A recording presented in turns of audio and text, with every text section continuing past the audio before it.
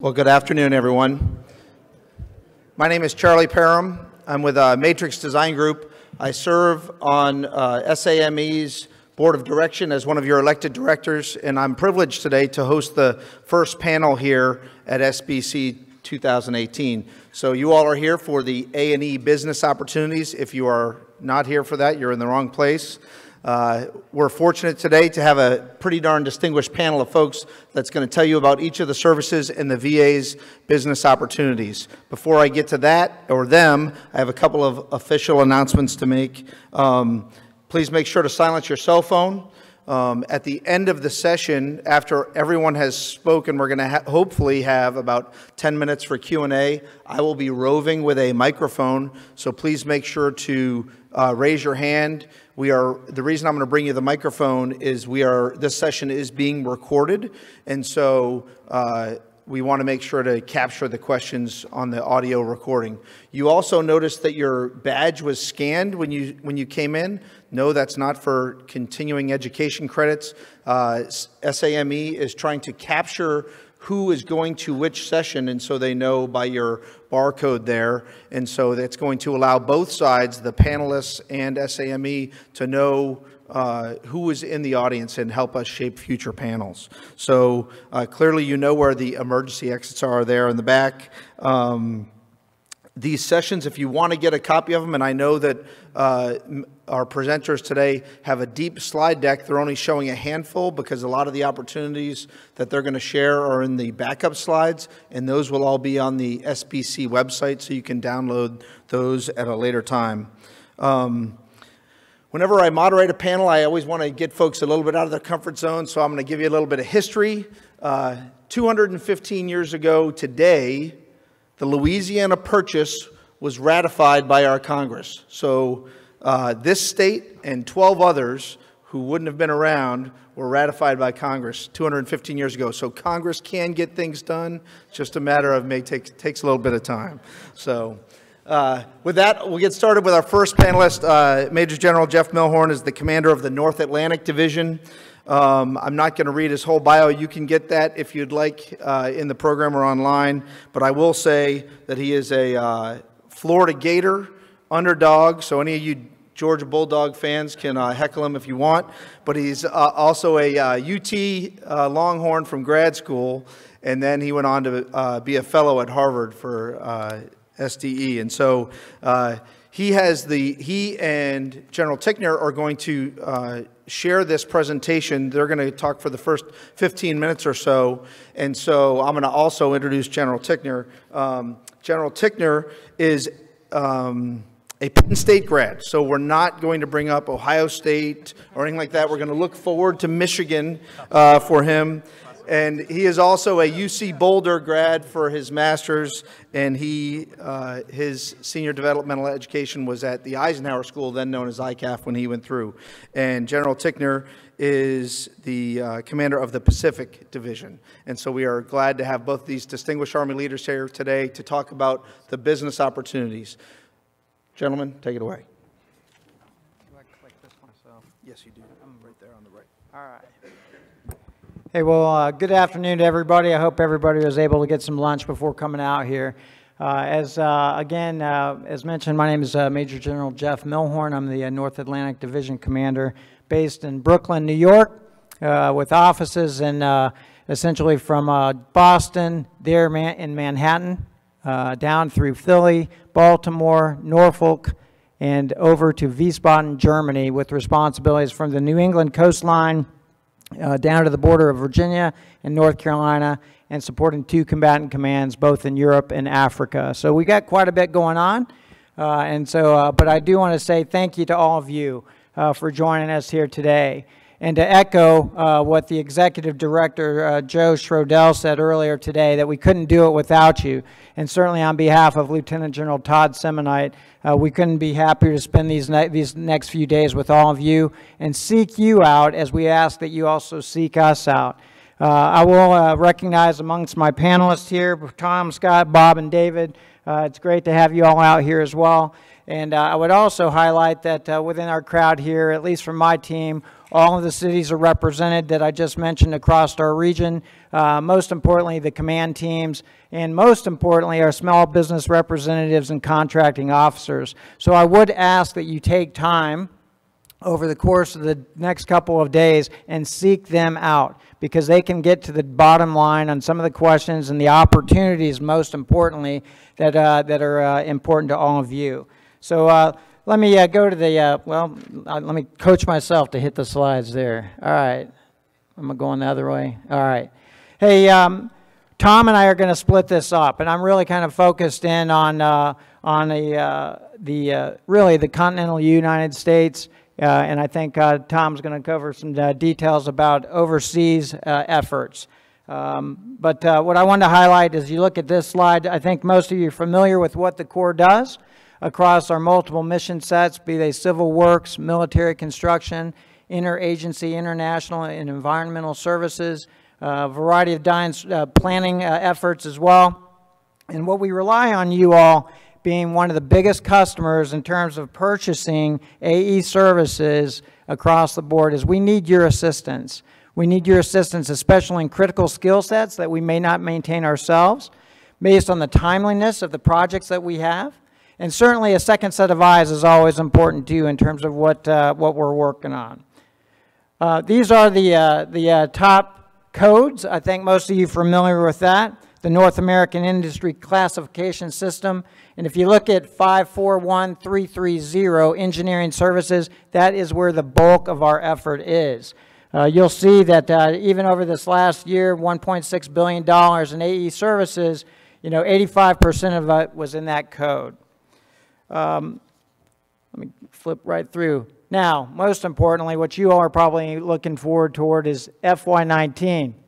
And you'll see the numbers up there. I mean, they're substantial. And I think, as you heard earlier today, the Chief mentioned, even for the U.S. Army Corps of Engineers, going from $26 billion this past year to upwards over $48 billion, we are going to rely on each and every one of you to help us out. I'm only going through this very quickly because I do want to give time to Tom, and I know we are trying to limit this to roughly 20-25 minutes so we can turn it over to you all.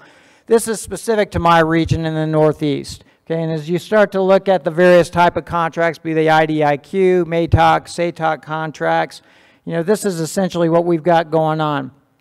In our booth down in number 542 in the North Atlantic Division, out there on the floor, we've got a much more consolidated list in terms of all the activities across all the business lines that I think would be most important. And again, I think I believe, and I'll defer to you as to whether or not these slides are available for everybody online. So I see you folks out there taking pictures with your phones, trying to take a quick snapshot. I'm not trying to speed through the slides, but I do want to get through and turn this over here to Tom. What is important, and what I think all of you all know, and those that are new to the business, these are the things that you can do to be most successful. There's things in terms of the opportunities that you see listed there on the couple of websites we have listed. But then most importantly, there are also partnering opportunities out there. And for those that are just starting out, if there are other companies, larger firms that you don't already have relationships on, and I would charge the larger firms that are in this forum today to seek out those niche capabilities that you yourself may have gaps in, reach and extend an arm out and partner with some of the smaller businesses to bring them on and grow them faster to meet the demands, as you said, as I said, and as the Chief and earlier said, that continue to grow. There's plenty of work out there, and we will embrace every one of you.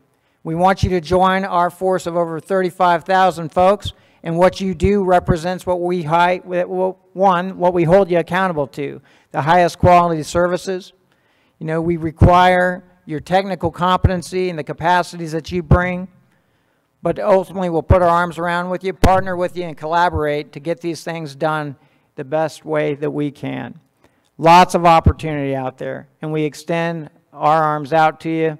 Again, come out and see us, at least in the North Atlantic Division, in the New England area, from Maine down to Virginia, in booth number 542. Turn it over to Tom.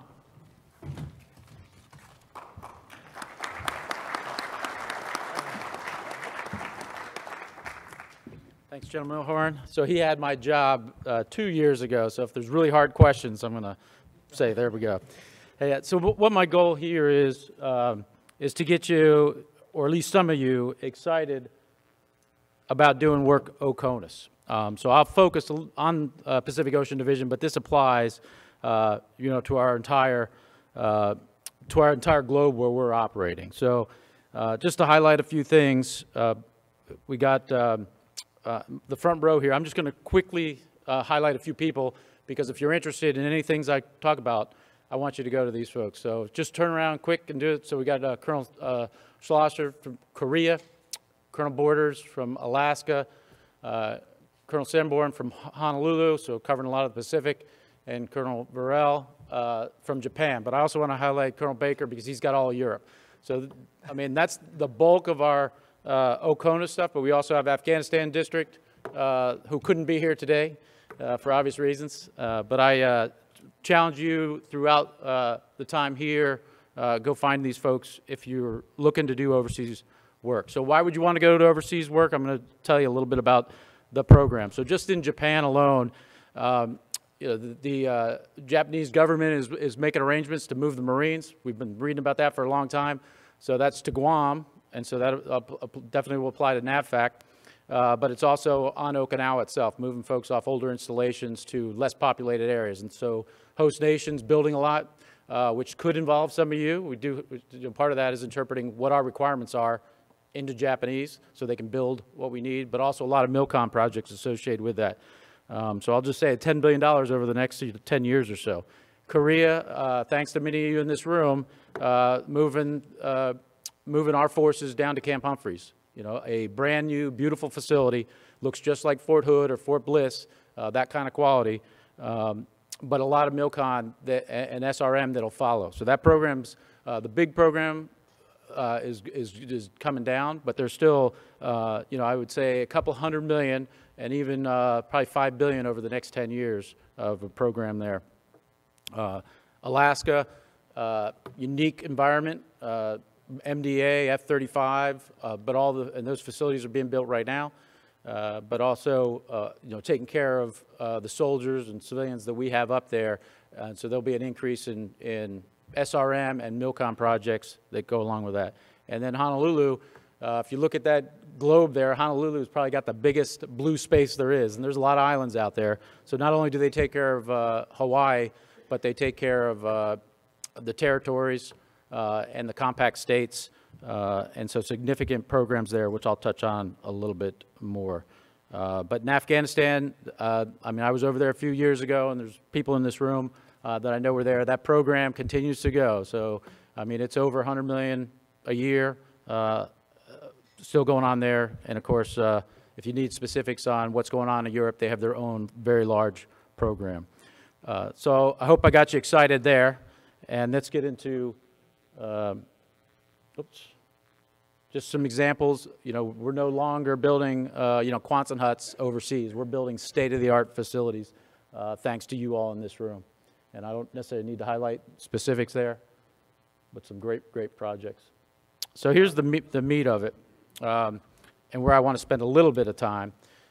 How to do this. How do you tap into a market? Because a lot of you have the skills. You've been doing lots of stuff CONUS, and I just need a few of you to come help us, because the program is really unbelievable of what's coming. So attending industry days, that's kind of hard to do when it's overseas.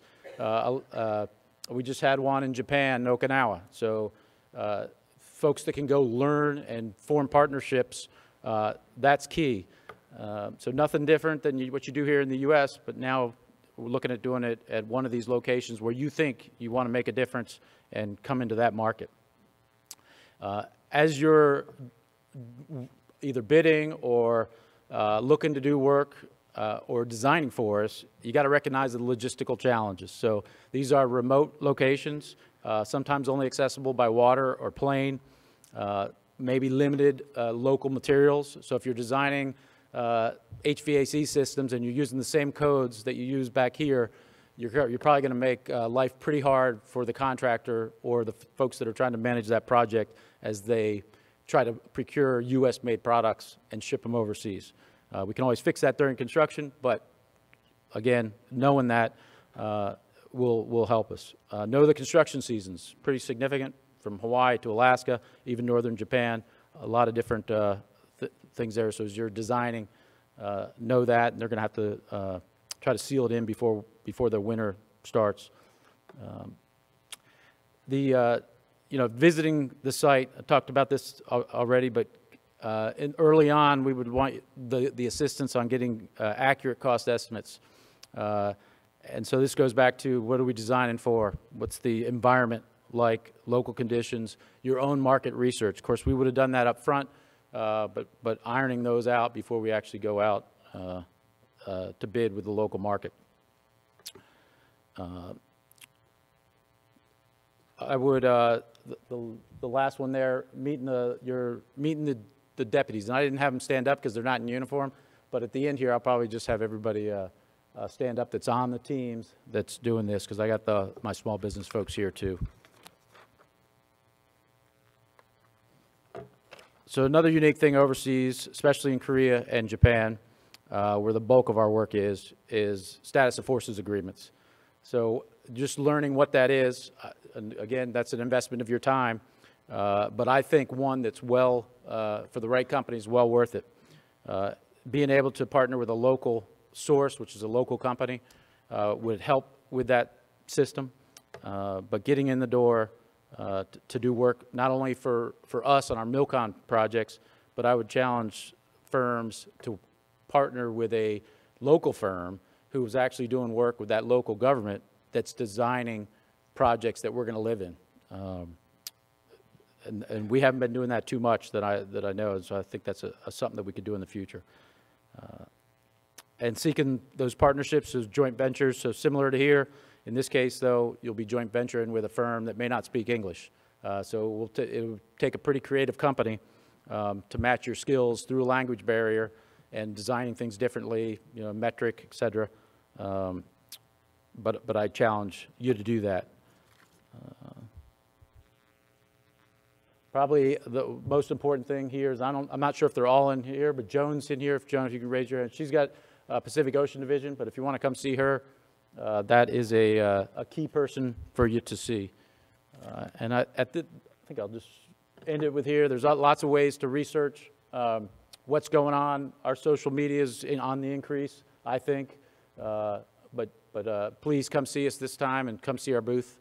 And at this point, I guess I'll turn it back to you, Charles. Great, thanks. Thanks, General.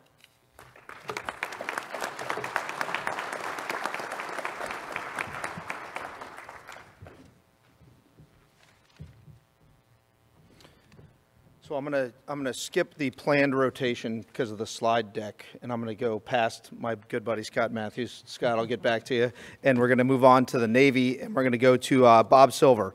Bob is the director of the Military Construction Program Office for NAVFAC. He is a veteran of doing this panel, so he has experience. So take advantage of the opportunity to learn from him. If we want to go based on education, he is a Delaware Blue Hen, so the first question should always be, what is a Blue Hen, if you're going to ask him a question.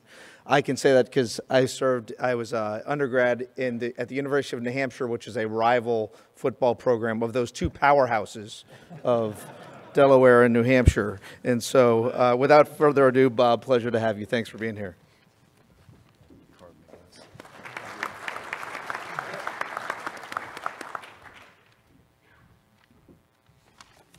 A blue hen's a chicken. It's blue. And they fight. Greetings from NAVFAC. I think General Semonite hit it out of the park this morning. I think we can all agree upon that. If that doesn't fire you up, I mean, what does? Our new chief at NAVFAC, Rear Admiral Korka, sends his regards. He just took command just a couple of weeks ago. The new commandant of NAVFAC, the chief of civil engineers, and the king bee of the Seabees. Hoorah. My boss, Joe, got the chief engineer, sends his regards to. They are pulled away on other matters, urgent matters, including Hurricane Florence recovery at Camp Lejeune. But here we go. So what are we going to do today? We're going to talk about what do we do, providing shore investment for the warfighter, the mission, the capabilities. Mr. Niemeyer talked about, providing, enabling warfighter capabilities and lethality, alliances, and reform. I like General Semonite's word, revolutionize processes, and we'll talk a little bit about that. The demand signal we're getting and the Corps of Engineers is getting, and the Air Force is getting, all of the design construction agents and services is deliver the infrastructure faster. That's what the warfighter is asking for. We're trying to find ways to do that, and we're going to need your help to change the way we do business and to change the way we deliver. Today we're going to discuss the workload at NAFAC, Navy, Department of Navy, or other defense agencies, and some of our work for the Army, etc. Where the work is, how to find it, and some our website, where to go to, what to skip over, so you can get right at the meat of the stuff that you need to see. I will say that in terms of changing the status quo, we are working at NAFAC headquarters with USACE headquarters, with General Semonite staff Lloyd Caldwell and Stacy Hirata, engaging congressional staff members and engaging OSD to look at changing the rules because it's taking too long. There's too much friction. The processes are taking too long to deliver the goods. And we're getting some traction. We hope to get a lot more traction to go faster and easier and wring out some of the friction that causes things to go slower than they should. We're going to talk about the workload today, where our majority of our workload is, how we're going to do it, and some challenge areas. I do want to mention NAFAC's commitment to small business. We have $8 billion of eligible work, eligible for small business. The goal that the Department of Navy gives NAFAC is get 46% of that done via small business, and we're very successful at that. We hit 40 or 50%. We're very proud of that. We hit all the categories. I said we barely missed women-owned small business, which is an unusual thing. Typically, NAFAC hits all the categories. In the Department of Navy, we get a very high bar, and we're very serious about meeting that. This is basically a trend, talking about workload a little bit, a trend about where we've been, but I really want to talk about where we're going. This is FY19 and prior years. That's really basically military construction and our government of Japan construction on Marianas and Guam. What that doesn't show is another $1 to $2 billion of SRM repair work at all our Marine Corps and Navy installations, which is something that I think folks will be very interested in as well. Going forward beyond 19, we're going to see, we believe, an increasing workload, increasing military construction program in the Navy and the Marine Corps. The Navy's weapon platforms, need to be deployed. We need the infrastructure in place to support those. Big effort to recap infrastructure that's supporting the ships, the subs, and training. On the Marine Corps side, their infrastructure reset program and the first 2025 are drivers that we think will increase the MILCON program going forward. For those of you interested in Guam and the Marianas, that work is beginning to take off significantly. We're going to see significant growth in Guam over the next number of years. One thing that's not on here, and I can't talk too much about, as I alluded to, Hurricane Florence hit Camp Lejeune hard, really hard, and there is potential for a significant amount of workload in the billions of dollars range in Camp Lejeune, Cherry Point, and New River. So that's something to look out for. We'll need some help there. Our Marine Corps partners are going to need us to help them, and we'll need your help to deliver on that. All I want to cover on this slide is sort of characterization of the work. I guess the bottom line takeaway is our workload is the projects are becoming a lot more complex, very few run-of-the-mill projects. While we are big proponents of design build, we do a lot of design build. We have done a lot of design build. Our work is training a little bit more design bid build for those of you who do work with us on the military construction side. It's just the nature of the projects that we're seeing. You'll notice in the lower part sort of increasing workload. Marianas used to be on the bottom of the list. Now it's increasing and increasing fast. Two things I want to mention, that when we talk AE workload, there's sort of two products. One that you might be less familiar with is what we call our preliminary designs, basically 1391s for Congress. The one you're more familiar with is RFPs, full plans and specs. Just to let you know, what we have underway right now is we're currently designing our FY20 program, full plans and specs. We're doing preliminary designs on FY21. Those are under contract for the most part. What you'll see in FY19 for near-term opportunities is about the third, fourth quarter of the fiscal year. That's about the May-July timeframe. We'll begin issuing design design starts for our FY21 Navy and Marine Corps projects. Design build, design bid build RFPs, full plans and specs, or performance specs for design builds. And for the FY22 program, the preliminary designs, so we can get those ready for congressional submission. It's just sort of some time frames to look out for. This is our org chart. Some of you have a little interest in this, but I'll mention something that's changed that you may not be familiar with, that who follow NAFAC, is NAFAC Southwest and NAFAC Northwest are now under our Echelon 3 command, NAFAC Pacific. They used to be under NAFAC Atlantic for many, many years, but to provide better alignment with the Pacific fleet, where the fleet is and where NAFAC is, there's been a realignment of the command structure. This is a slide that shows the contracting locations to be familiar with. If you're interested in working in particular areas, these are locations that, where our big contracting opportunities are. But that said, at our 100 installations on Navy and Marine Corps bases, there are many smaller construction and design IDIQ contracts, standalone design contracts that you can find on our website, and I'll allude to that in a little bit. But if you, and this will be provided you, as they said, on the website. But if you're interested in work in Europe, you can see over the upper right corner, NAFAC, Euraf, SWA. They are doing all the work in that area, except our partners, the Corps of Engineers, does the vast majority of Europe. NAFAC has Italy, Greece, we've got Africa, North Africa for the most part, and Spain. But our other work in Poland, for example, and Romania, our Corps of Engineer partners do that for us. We work in partnership, and they're design construction agent. Over in the Far East, on Japan, our Corps of Engineer partners, again, are the design construction agent. In other parts of the world, NAFAC is the design construction agent. In the CONUS, it's usually Navy Marine Corps bases is NAFAC. But I won't talk too much about this, but these are some of the regions you can look at and see where the workload is. And I'll talk about a little bit more when I mention our website. Our website, this next two slides talks about our website. They're not very good slides, I'll be honest with you, but I'll try to cut to the chase. But the bottom line on this slide is on the left side, that HTTP, that is our small business website, okay? And this isn't a great site either, but on that small business website, I'll give you sort of the highlights. And it's this. All those sort of blocks on there, sort of different buttons to push, and the first two blue ones on the left hand, they're useless, okay? The third one down, NAFAC Military Construction Forecast, that's a really good one. That's updated monthly, and that's our military construction and small and our large repair projects, or when they're going to be put on the street. So on the construction side, that's a good one to watch for our big projects and MILCON projects. But that's not what we're talking about here is design. Go down to that little thing that says Regional Opportunities, Command-Specific Lists. That's a button to push that is really good for the AE. That includes our AE contracts that are coming out, BOSS contracts, construction including repair. So that's a good one to focus on for upcoming AE contract releases. And also the Fed Biz Ops, which is really tiny on the bottom right. That's a place to watch as well. So that's kind of our website in a nutshell. These next couple slides I don't want to cover, but I wanted to give them to you, some tips that I wanted to provide on responding to evaluation criteria when going after AE work. The general spoke to them to a degree, and here's just a couple of tips that you can refer to that I've gotten from our acquisition department recently on things they would say are good lessons learned. And I'd just like to close out by mentioning a couple of challenge areas I wanted to mention, primarily on the AE contracting side. Cost estimates.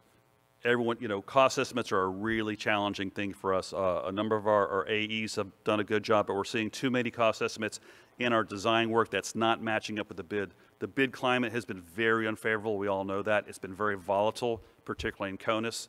The volume of construction work in the U.S. has surpassed what it was before the market downturn. It was really hot then. But labor shortages, commodity shortages are just challenges that we could use some help there. Quality control is an area we could really use some help on in the designs. HVAC remains a big challenge. We're seeing that pop up again. You may be seeing it pop again, but those are some areas that we need some help on. But at the end of the day, we need your A-team. We need you to help. We need your help to help us make smart business decisions. And we talk about sort of revolutionizing our processes. NAFAC and the Corps and the Air Force, we're really looking for your help to give us ideas. Where are the hard spots? Where are the friction points? Where do we need to change our way of doing business to help you go faster, to deliver faster for us? Thank you.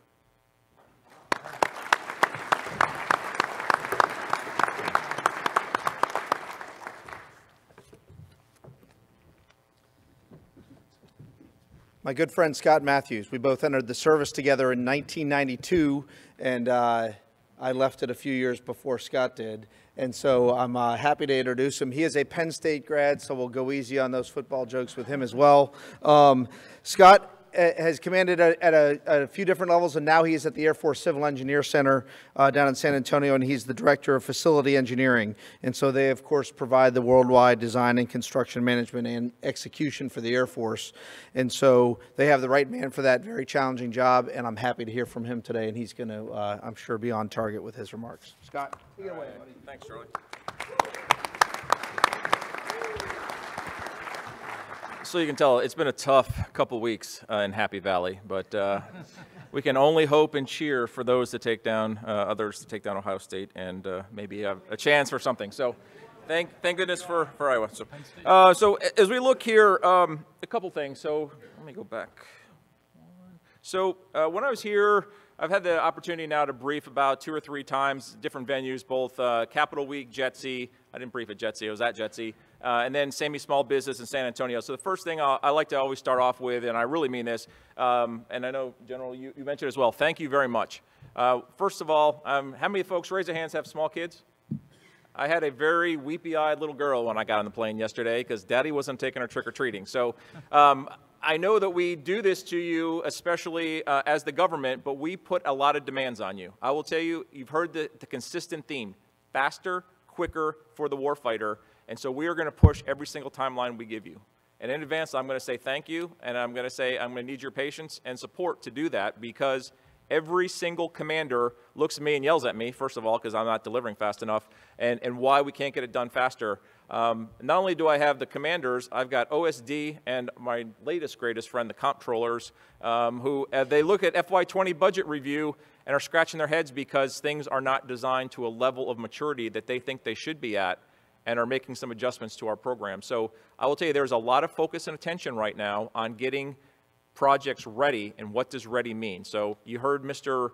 Niemeyer earlier today talk about OSD reform. There's several on my team here that we're involved in those discussions on a weekly basis to go see how we can make and deliver services for military construction and large FSRM programs better for the department. So I really do appreciate that. I know it's going to be some long nights and some short weekends and some tight deadlines, but thank you for supporting us because as he mentioned, this is for our nation's defense. And there are some, you look at the faces of some of these airmen and soldiers and Marines and sailors that we're sending forward in harm's way. We want them to have the best things, or those that we send forward into the fight. We have a lot of folks in the Air Force that fight from our installations that are ongoing cyber operations, space operations on a daily basis that need those facilities built on their installations today to make sure they have uninterrupted power, they've got secure communications to make sure they don't drop signals in the middle of an ongoing operation, potentially in AOR. So when you think about how globally we are connected, every project, no matter whether it's done here in CONUS or OCONUS, is very important. So thank you. So when I last talked to you at Capital Week, this was the 19 budget just recently rolled out from the Secretary and the Chief on what our priorities were. And you can see here, I'm not going to go through all of them, but that's what you see our FY19 budget was. And you can see the MILCON, a lot of focus on our MILCON program continues to be new mission acquisition bed down. And if you've been following the papers, we made some recent announcements in the last month of some major new weapon systems that we're going to bring online. We're looking for replacement for our helos. We're also looking at the long-range bomber, the B-21, and Tom Hodge, what was the other acquisition we just, replacement helicopter, and what was the other one? Oh, the MQ, no, what was the other one? Oh, the TX, the trainer, to replace for our flight training. So a lot of things as you look, I'll get to the crystal ball in the future, but where do I see work coming? And I think the cornerstone for any of that is planning, and good requirements development. Once, over and over again, I've been up the Hill a couple times in the last few months to discuss cost overruns, and we get back to what was the requirement, when was it developed, and how did you miss the target so so badly. There's a lot of different things. You can talk market conditions, you can talk the impacts to labor and the others, but at the end of the day, I will tell you, our requirements development is not clean. It is not. And so we owe you good requirements so you can design them. So what does the future hold, right? So I will tell you, we will continue to invest in planning, design, to enable better construction. So have we done that? My good friend Dean Hartman, you'll see him, he's down at the booth if he's not in the room today. On our large FSRM program, we will continue to make the necessary investments to plan and design at the installations. To do that requirements development. We talked about it, so in contrast, 1 year ago we spent roughly $5 million in the Air Force to make that happen. This year we spent nearly $20 million to do that work. And that includes both large FSRM and planning charrettes for our MILCON program. Our dollars on the construction task order, we pushed out a $100 million central program to do designs, and most of that work was awarded by the end of the last fiscal year. MILCON FY19 appropriation is somewhere in the $200 million range, and I don't see that letting up anytime soon. I will tell you, you look at our program and what's coming down, we need the dollars for planning design. I was actually, I mean, these Corps commanders are probably pretty ticked off at me. We were dropping out planning and design dollars with like a medicine dropper. We are out of all prior year planning and design. We had about $1 million left at the end of the year. We were just trying enough money to get us to the next milestone. So I'm hoping this shot in the arm of $200 million is really going to help out and get these projects rolling, because that impacts schedule. If I can't get the design done, I can't get a project in the ground. And I'll tell you, there's a lot of pressure, especially like I mentioned from OSD, for some of those locations in the Pacific. There's some high scrutiny on getting those things ready, because there are really warfighter needs to get those things done. But I will tell you, I come back to things are cyclical. So this is the cover of our Air Force civil engineer history. It's called Leading the Way. And I've gone back, and as I'm preparing for this OSD reform, I went back and looked at, you know, we've been here before. Everything comes in cycles, but we put down Alaska radar sites in the 50s and 60s. We bed down multiple weapon systems, and we were able to do it much quicker back then. Now, it makes me start to go back into some history on why things have slowed down. Is it legislative? Is it process? What is it? But as you will see, we've been here, and I think we can overcome that and find ways to do things faster and better. But where I think things are going, this is called the Air Force we need. So our Secretary-in-Chief in September talked about, we've given us the strategy, but what we know right now, at the end of the Cold War, we had roughly 401 operational squadrons in the Air Force. By the end, today we're down to 312 operational squadrons, and the Air Force we need to support the National Defense Strategy, which Mr. Niemeyer foot-stomped again this morning, and we talked about in the Capitol Week, we need 386 operational squadrons. And the squadrons that we have today need some overhaul and some modernization. So you can see this graphic's available, it's on the website, but some things the Secretary talked about. Hey, we are too small. This is a strategy and not a budget, so I expect, you know, if I were going in my crystal ball, you'll see the Air Force budget shift to go and support this strategy, because this is the Air Force we need by 2030. And I'll tell you, 2030 is right around the corner if you're going to make that happen.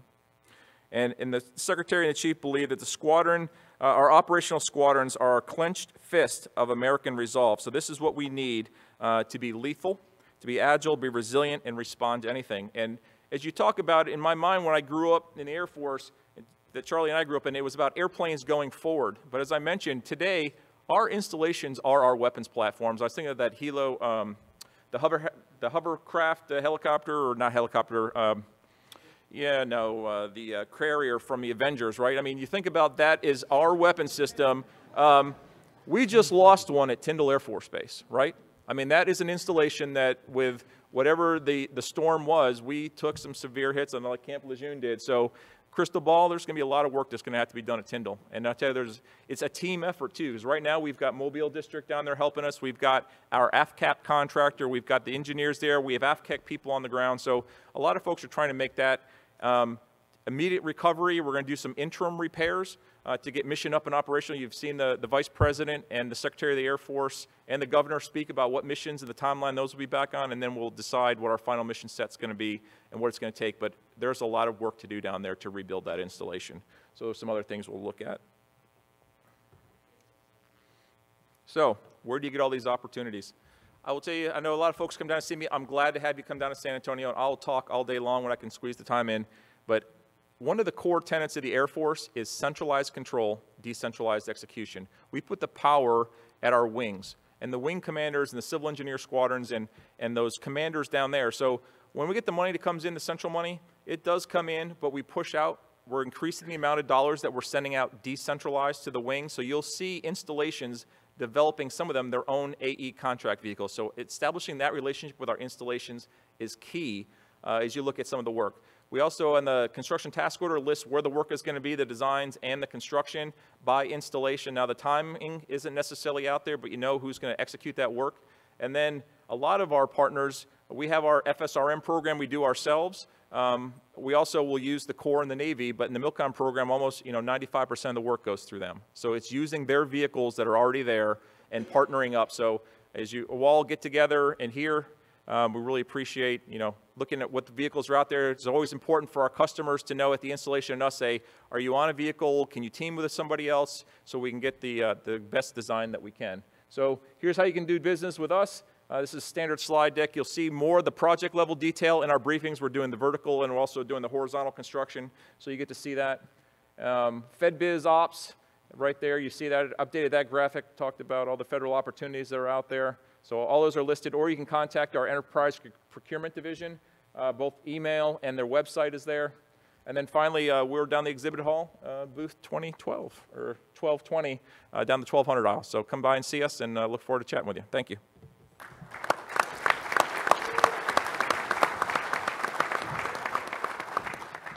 So I've facilitated probably a dozen panels for SAME over the years, and staying on time is always the challenge. And so these first 4 have set us up perfectly, and we're going to have time for some questions at the end, assuming that our final speaker can remain on time.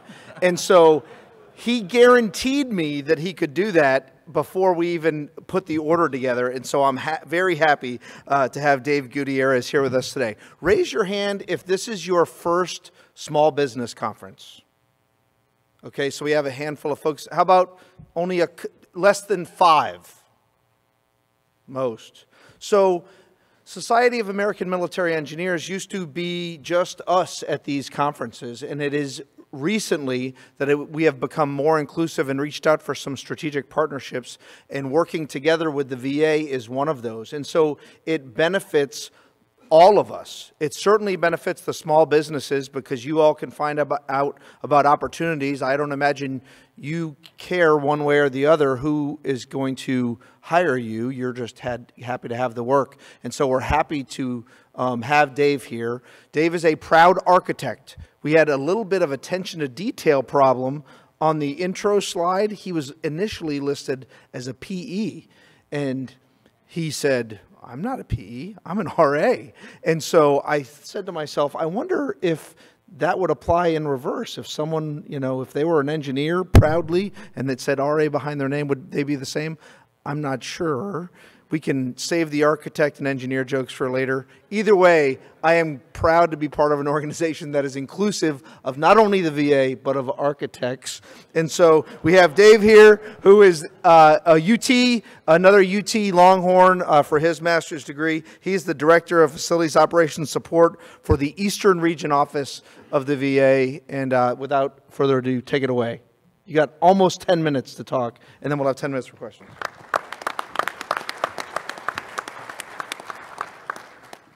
Good afternoon, everyone. I'll just go through these slides rather quickly. Our mission, pretty simple, quoting President Lincoln, we're here to support and serve veterans. Vision is pretty same and pretty direct. We have standards of excellence, and our main goal here is not only compassion, but commitment, and really being empathetic. I mean, we have, first of all, thank you all for your service, and for those who have served. That is our goal here for VA. Our work chart. So the department is VA. We've got 3 supporting, agency. Veterans, VBA, VHA, National Cemetery. CFM, which is where I work, Construction Facilities Management, Eastern Region Office. We fall under Office of Acquisition, Logistics, and Control. Some of our stats. I'll just go to the next one. More stats, but we're going to talk about contracting, and that's what you all want to know. So we fall under Construction Facilities Management. We do everything from medical centers to cemeteries, clinics, etc. We're in major cities as well as in suburbs. We also have an Office of Asset Enterprise Management, alternative fuels, and so forth. more about major construction and minor construction. Here we are with the opportunities. So this is what we want to know. This is where we have projects ongoing. So right now we've got something as large as St. Louis, Missouri, $433 million, all the way to Manhattan, New York, flood recovery of $212 million. Our opportunities, we've got everything from AE services, construction, leasing, et cetera. So our main thing here is the Rule of Two and Veterans First Contracting Program. So we're a little bit more unique in the sense of when we go out on the street, we have certain requirements. And the main one that changed all that is the Supreme Court decision as we have here at Kingdomware Technologies. So the difference really for us is that we do have another set of requirements on top of what you would see for our other services that are involved with design and construction. The Rule of Two, a procurement must be set aside for two or more service-disabled veteran-owned small businesses or veteran-owned small business. We do the usual strategy, sources sought, industry days, site visits, et cetera. And basically, this is our services where you can find where we're located, our websites. And that's it. Any questions?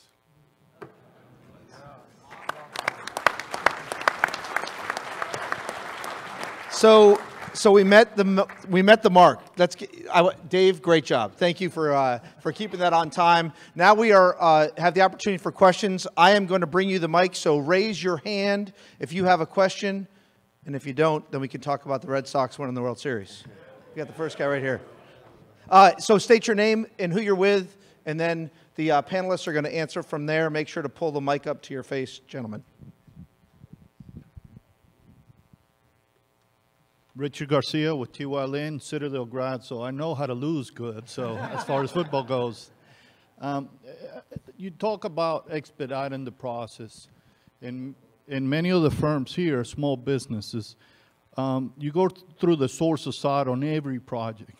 By now, all of you all have a good, strong list in the system that you can tell how many small businesses are, what categories, and what they can do. So that's step one. I think you can save a lot of time by just going to your own system, PCAS, you name it. You got a ton of information out there.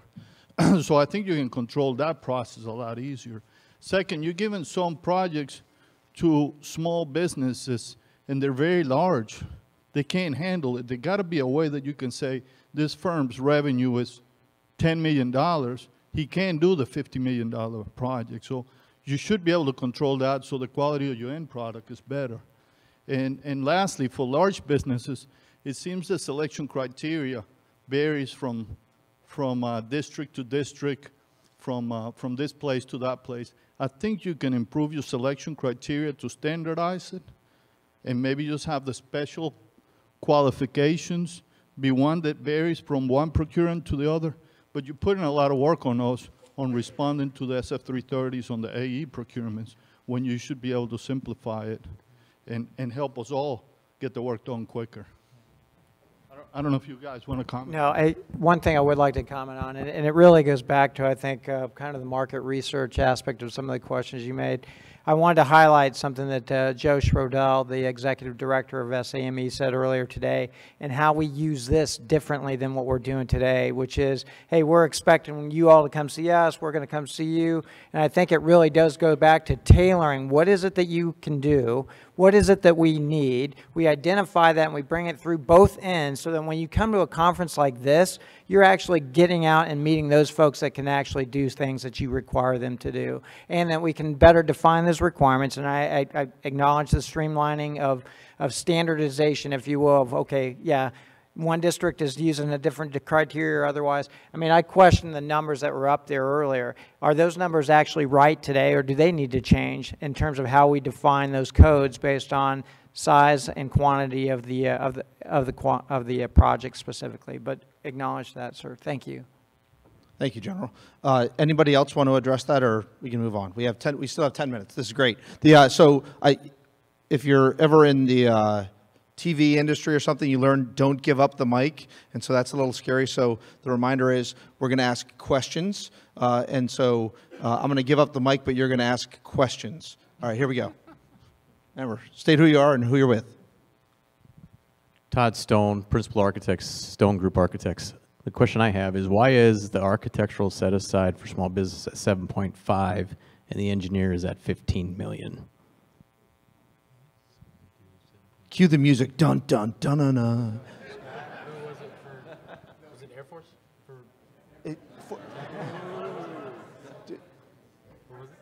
Was that directed at any particular service? Anyone have an answer to that? Ooh, someone knows the answer. Yes, ma'am.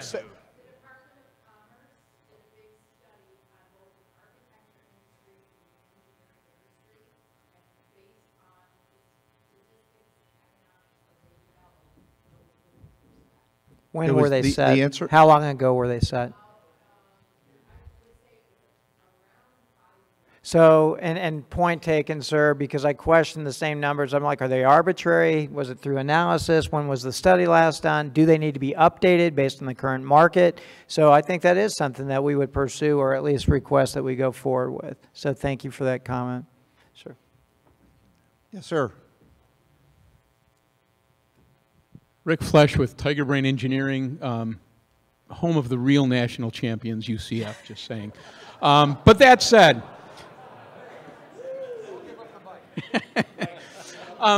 there was the comments about the need for clear 1391s. Is there any thought or an opportunity for us to help in the development of those 1391s to make it more cost effective? I'm jumping up out of my seat on this one too, because this is an issue that we have discovered. Certainly this has been going on for a number of years, where the design construction agent has not really been tasked to provide any oversight or overview or contribution to the 1391 development, right?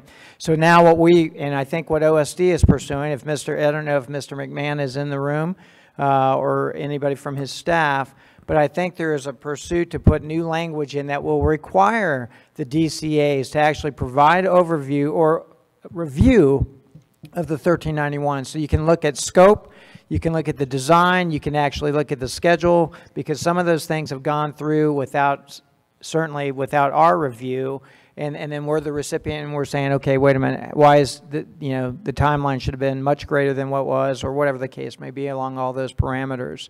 So I'll defer to any of my other counterparts up here, but I think that's the way forward. Check, check. Is that on? All right.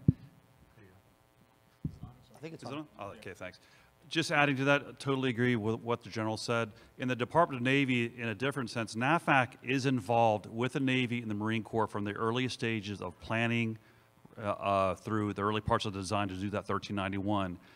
So as a DCA, we're involved in those projects really early, but despite that, there are still projects because of emergent requirements for the warfighters, something around the world where requirements emerge late. That's a fact of life. We have had the Navy and the Marine Corps have done a really good job at leadership level to try to ring that in as much as they can, but emergent requirements will remain a fact of life, but they have improved a lot.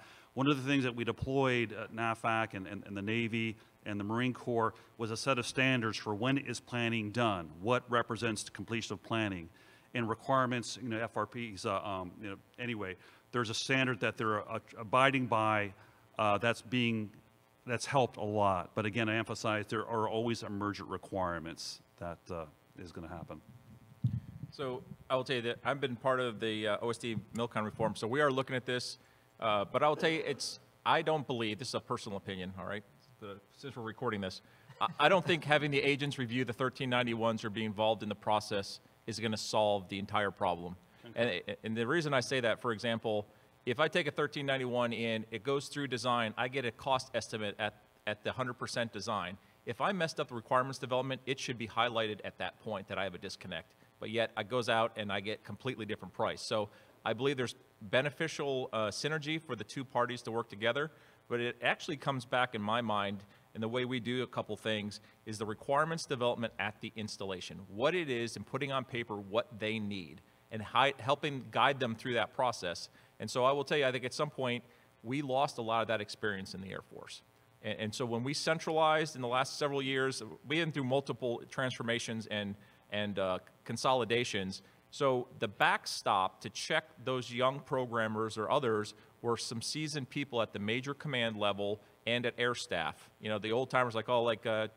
Satish Abrol and some of these others, that they could adjust and they would put in a risk factor in the 1391 and inflate it before it got to Congress. Some of those backstops are gone, and we need to regrow that capability in the Air Force. So we're looking to have industry help us with that and do education and training for our staff.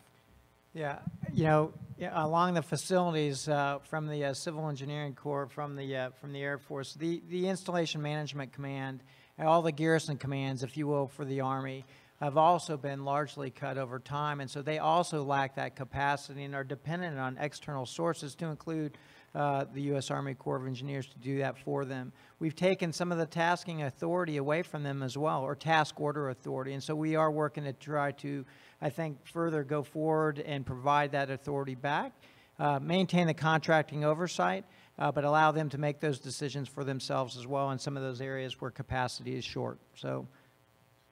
The last thing I'd like to add, you asked the question, like, how can you help? And when we have our AEs work on the preliminary design to do the 1391s, we're looking at the planning, and they're going through in the Navy's case, we're doing a 15% preliminary development of the project and doing design charrettes with the client, with all the stakeholders to say, do we have it right? What's missing? And we catch things in and try to resolve that before we finalize the documents that go to Congress for appropriation and authorization. So discipline process is really good. It's just those late insert projects. Sometimes COCOMs need something and they needed it yesterday and they just get inserted, and those are the more challenging ones. So, Charlie, one last thing. Just because I've been working on this task, I think the other thing is at an installation level, when they're developing requirements, sometimes they're too close to the problem. So through those planning charrettes, helping them identify the risks so we can put a cost to that risk, whether it's utility runs, how it's going to be constructed, or they're just looking at what they want and not seeing maybe the bigger picture. And some of that stuff can come out during the planning charrette as you mature that requirement from its initial concept up through design. Okay, I think we have time for one more. I'm going to look around. Everybody raise your hand if you have a question. Then we're going to get both. We have two. We're going to get both.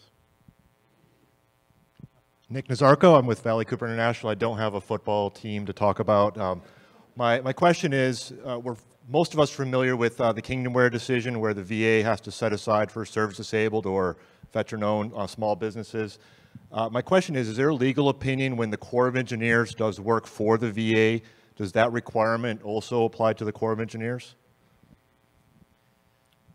Great question.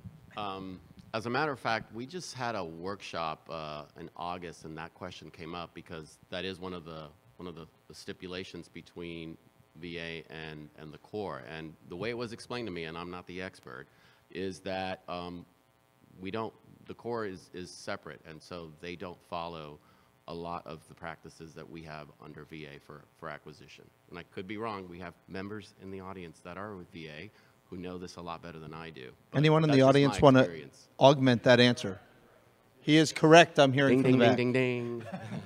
Okay, now we are on, then, thank you, Dave, for that answer. We're on to the final question. Congratulations. Hi, Brian Vulcan with Forefront Design, and I'm going to try and put this in the form of a question. There's two parts. One is, it has to do with small business opportunity, and that's why we're here. One of the things that we're seeing, particularly coming out of the CFM, the VA, and there's been some talk within the Corps, and I'm not sure on the Air Force and NAVFAC, and that has to do with the requirements for PEs or registration in a particular state on a federal installation.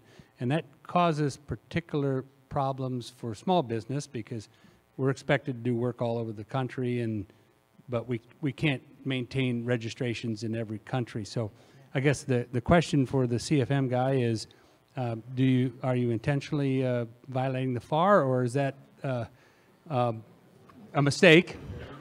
Yeah.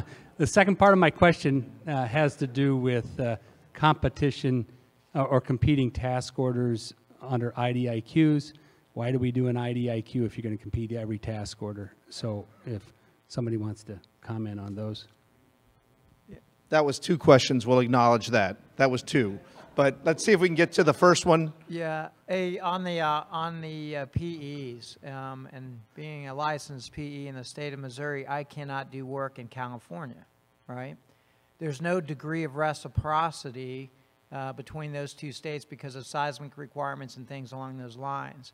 And so in order for me to get a PE in California, I've got to go test in California. Now, if I were to go to Texas today, I could get reciprocity. And so I think there's maneuverability there, but there's still a requirement to go back and get the reciprocity. If it is completely, again, you know, East Coast to West Coast, there are significant differences and requirements that go into the designs that will require you to be licensed in that state. And unless I don't know if there's any other challenge to that. There may be a better answer. I look to any friends out in the room there that, yes, ma'am?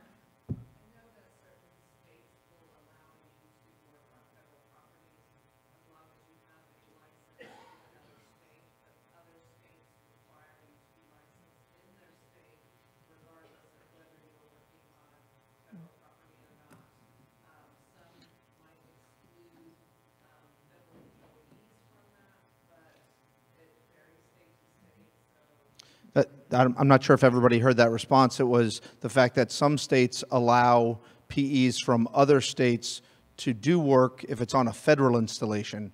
And so that's an interesting thing, and something that the society may be able to look into and produce something that makes that readily known for everyone. So that's a very good point. And then same, thank you. And then the second part, the second question, did anybody capture the second question? No, can you repeat? Can you say that the topic again on the second part, sir?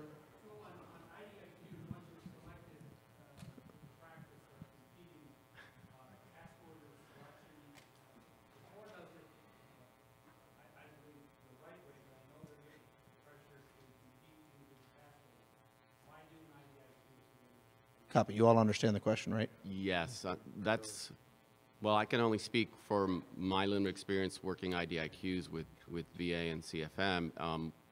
I was only familiar with just awarding task orders, but the change has been that we do have to compete them. It does add another amount of time in the acquisition strategy, so it is just what it is. We're, you know, I'm an architect and I'm a PM, and that's what my contracting officer says I got to do. That's what I'm going to do. So it takes a little bit of extra time, but we're finding out that it's worthwhile. So that's just new ground for us. And I would only add that I don't know if I would call it competition. We're trying to find the right company for that particular project. So it allows us to take a little extra time, go through, and find that right company that's in that IDIQ. So that I would, I'm not on the panel, but I would augment that answer by saying at the districts or at various places that have an IDIQ where they select multiple firms for that, that's the reason they are selecting multiple firms, because you don't know exactly which capabilities. They're all supposed to have a certain minimum, but then you want to have that competition. That's why they're doing that. So my final comment for the, oh, do you have one more comment, Scott? Yeah, I do have something to say that. So I will tell you, so as we sit through these reform discussions, we've heard this. So in the small business event we had in San Antonio in August, this same very question came up, and we took that to look at our vehicle. But as we go through the OSD reform, the piece that we're trying to peel back is it in the FAR or the DFAR, or what is driving it? Because as we look, the pressure from above is pretty intense on, from the highest levels to get this done quicker. And we always hear, what can we do to fix it? Well, we're trying to peel back in the contracting language to find out if we can get something changed. Did something change in the requirement or the law that's forcing this, or is this a conservative approach to acquisition? So I will tell you, we understand that. My idea, I would love to see a task order in 30 days or less.